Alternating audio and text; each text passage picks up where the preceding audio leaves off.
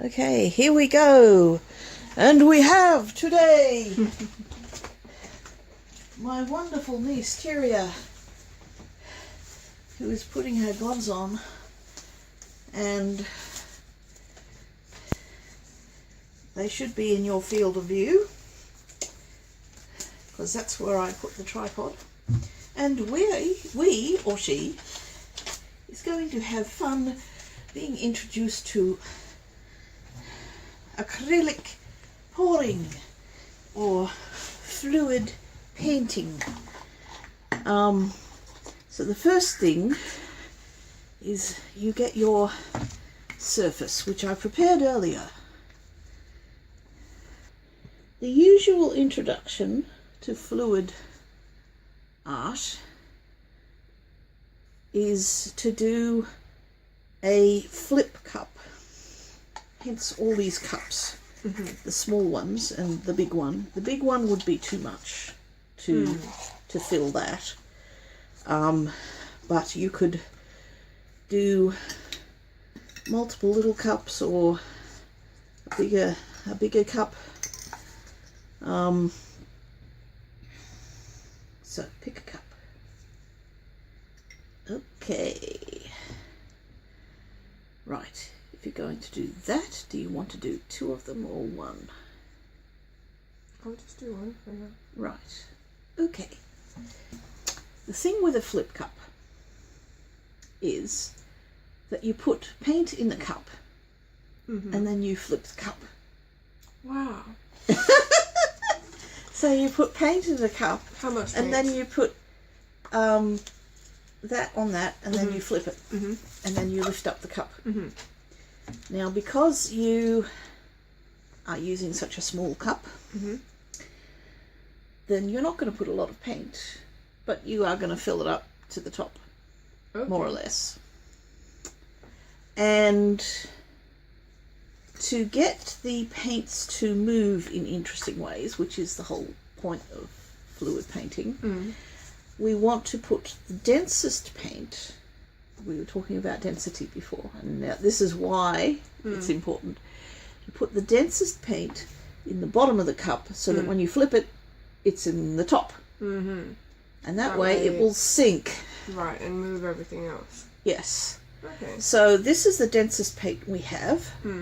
This is mixing white, which is a mix of titanium white and zinc white. So it's not actually the densest paint that I have, it's just the densest paint on this table.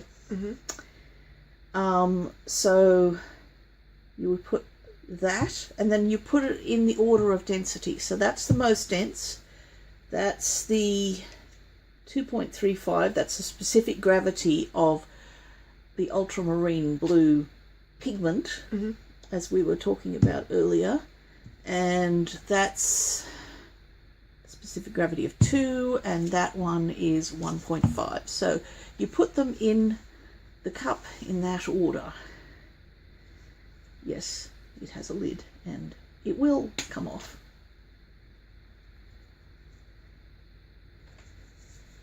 Now, is there anything important about the ratio, or? Well, not really, just so long as you put some of each colour in. I mean, probably a good idea to put equal amounts of each one or something, or you could put a lot of one and not a lot of the other.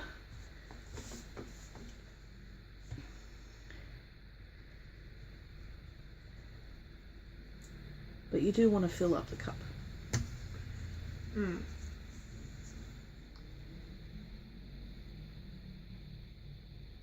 Oh, and what I'm saying is you need to put all of one colour. You're not going to be repeating them. Oh, really? Yes. I mean, yes, of course. Well, some people do, but you're basically putting layers of paint. Is there a specific way I should do it? Because the way I'm pouring it now, it'll make a little hole in the white section. Or does that Well, not some really matter? people pour it down the side so that it doesn't do that. And some people pour it from on high so that they do deliberately mix. See, it's all in the technique.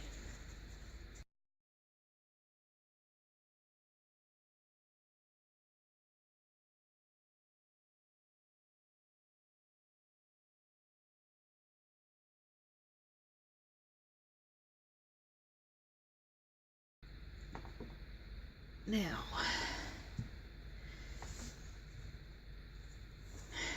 when you flip it, leave it there, don't lift it up yet.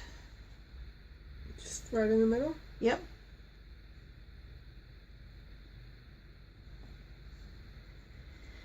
Now, because this is a small cup, my thought is to put a whole bunch of titanium white around it so that it will have something to flow into. And that you kind of spread around with a palette knife so that it's more even. And this is so it will flow into the white, and if the whole thing doesn't cover the whole thing, if the paint doesn't cover the whole thing, then that's okay because you've got the white. Does that make sense? Yep. And also it supposedly will help the paint flow more easily if there's already a liquid there. That makes sense. You don't have to deal with surface tension as much, I presume? Yes, says the physics major.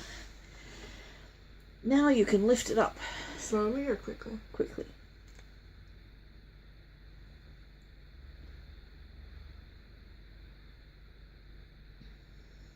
Did the white come out? Well, yes, it is. It did. Yes, but it's sinking, you see.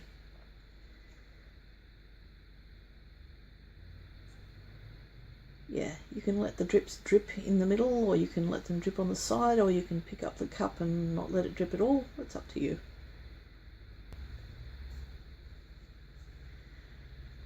Alright. Yes. So now you have a few different options about what you can do.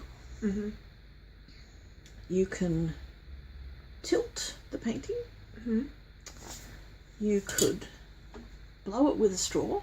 You could move through it with a comb. You could attempt to move it with a palette knife, or a big palette knife. That's known as a swipe. Interesting.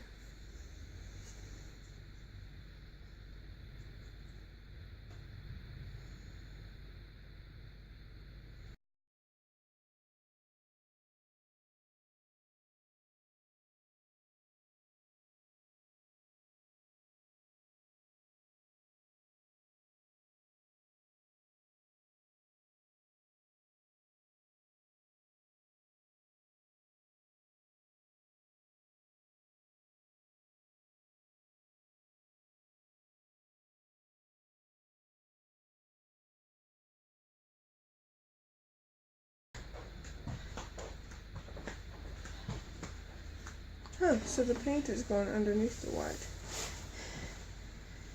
Well, has it, or is it still on your No, palette? what I've got is green, but...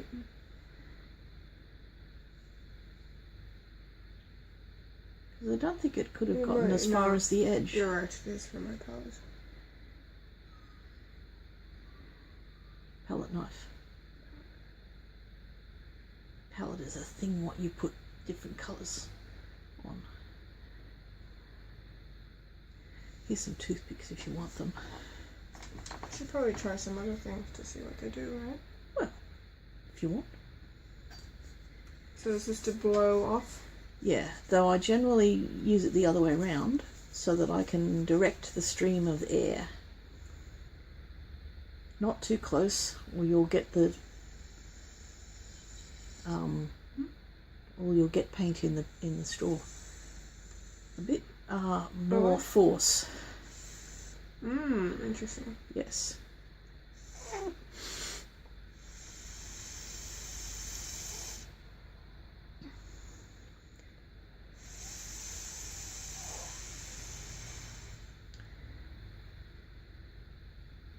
Reminds me of an oyster. An oyster? Why an oyster? Oh, just the shape. Oh, okay. Right.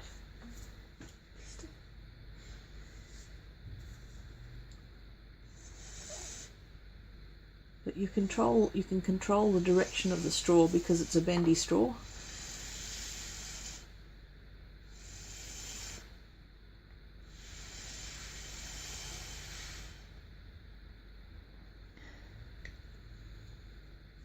So you can get a sort of like a change in color to a lighter color. Well, that's because you're blowing it into the white. Yes. Do you want me to demonstrate? Sure. So, just for example, you can get more of a mix by moving it while you're blowing it.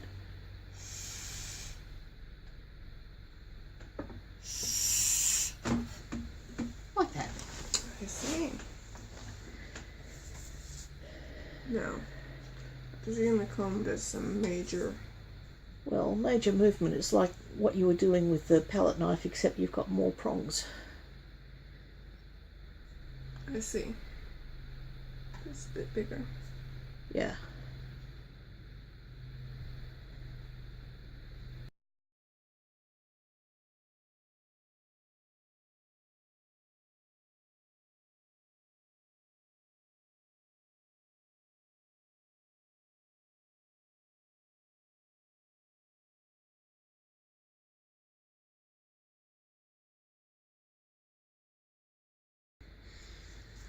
Now, shouldn't there be white at the bottom of this? Somewhere? No? Probably not. Well, you can't really see it. Let's see what straw does. Well, that's the surface though. Yeah.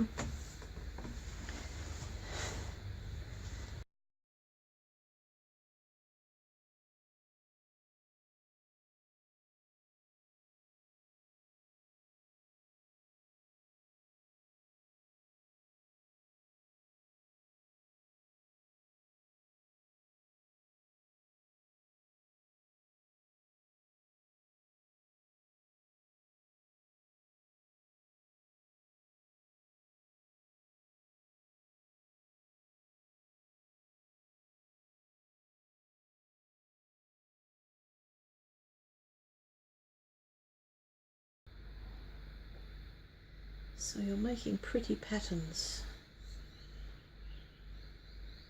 It looks like a turtle to me. What, with that as the head? Or With this as the head, actually. where's the head? This one. That one. Yes. Oh, And and he's these are got the an two open flippers. mouth. Ah, well, maybe he's Sorry? a bit angry after all.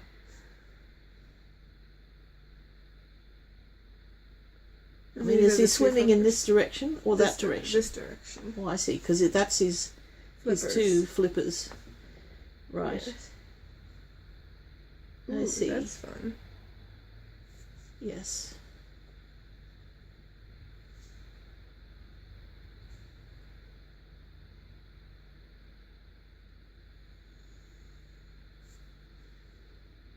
Well, if you want him to be more turtle-like, he probably needs to do something about that. Give him a tail or something. Or it could just be an abstract turtle. Yeah, but he could be more of a turtley abstract turtle.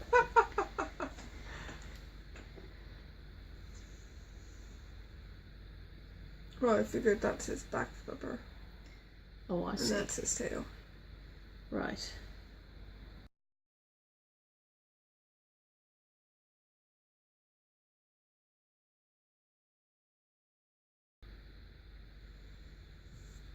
Oh, I might have messed up. Oh well, who cares? At least there's no real such thing as messing up. Although, Yes, well, Bob Ross used to say there are no mistakes, only happy accidents.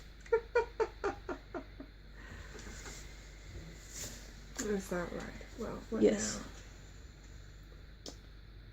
Do you want to smooth up that bit? Yes, I will do that.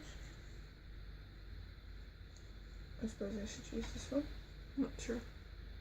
Whatever.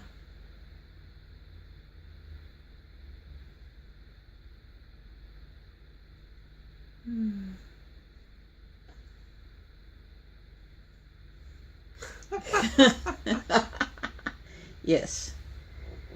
In the smoothing, you have unsmoothed. A bit like Heisenberg's uncertainty principle. What, in the measurement you have unmeasured? No, more along the lines of you can't observe without interfering. Hmm.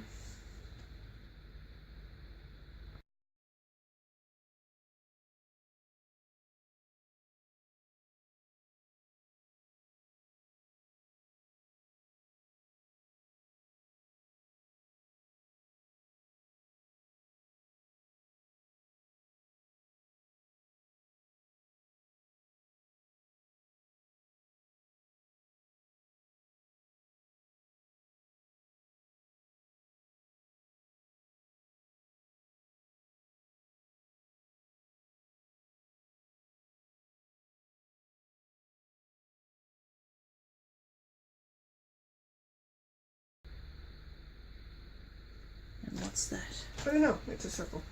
Right. It's something he's about to eat. Yes, he should be there. Right. Cool. Okay. Now what? Now I pop the bubbles with a dangerous thing called a butane torch. Okay. Because there may be air bubbles in the paint, and this may also cause the paint to move a little more. Yes. And bring up what people call cells. Cells? Cells, because the convection causes the paint to rise in a circular thing. But mostly we're just popping bubbles. But you see you've got some cell-like things happening there and there. But they're what I personally call microcells, because they're really small. But that will do. So that is the painting, and that is the recording. Here we are again, and paintings are most of them dry. So first painting number 1, Tiria. There we go. Yes, the two-headed turtle, or the one-headed turtle, depending. This is mostly dry, but I think I would rather let it cure even more before I take it off the platform. I was surprised that these cracks would form here specifically.